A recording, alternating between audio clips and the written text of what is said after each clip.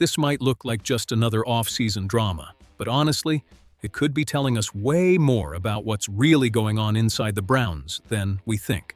Because when the conversation leaves the field and turns into this kind of public reaction, there's usually some unresolved stuff behind the scenes.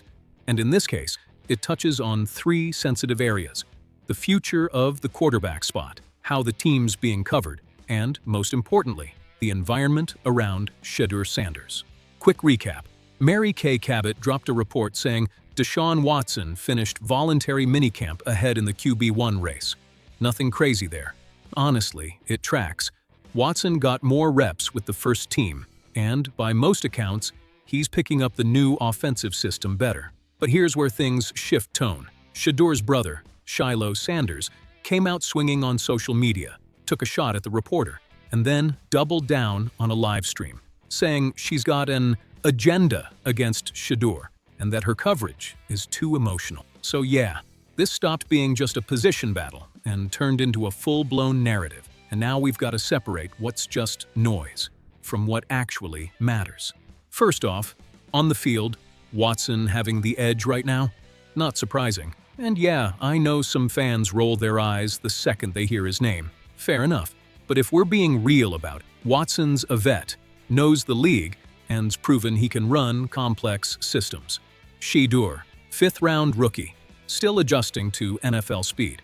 His numbers so far aren't exactly screaming instant impact either. More picks than touchdowns, average efficiency, and a losing record as a starter. So, if Watson's ahead right now, that's not unfair. That's expected. Now, what actually stands out isn't that.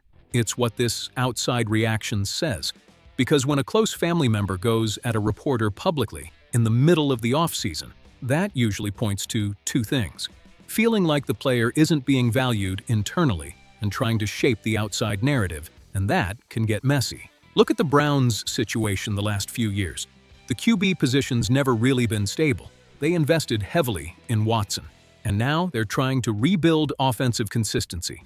With Todd Monken coming in and still sorting out the depth chart, it's clear this team's still figuring things out. And the head coach basically said it himself. Competition is real, but opportunities aren't equal. That line right there, that's the key. Because it pretty much confirms Watson's got the built-in edge. And it's not just about performance. It's about investment, experience, and trust from the staff. So where does Shedeur fit? He's a project, not the immediate answer. And when people around him act like he should already be treated as QB1, that creates a disconnect. And that can hit three areas hard. 1. Locker room dynamics. Guys notice this stuff. If Shedeur starts being seen as surrounded by outside noise, that can slow down his buy-in. 2.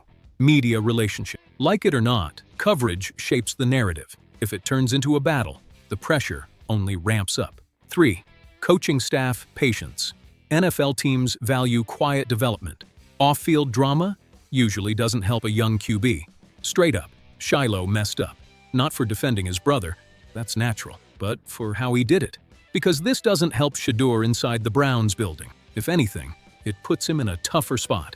Now, about the criticism itself, there is a fair point. Reporters do have opinion, and sometimes analysis blends with bias.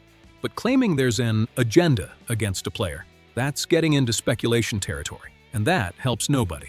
Let's play this out. Best case scenario: Watson locks down QB1. Shedeur develops without pressure, and this whole thing fades as off-season noise. That gives the team stability, which is exactly what they need.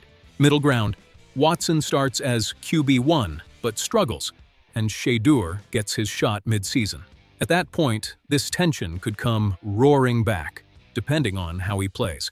Worst case scenario: this turns into a full-blown saga. Outside noise creeps into the locker room, and neither guy takes control, and boom, we're right back where we've been. Uncertainty at the most important position in football.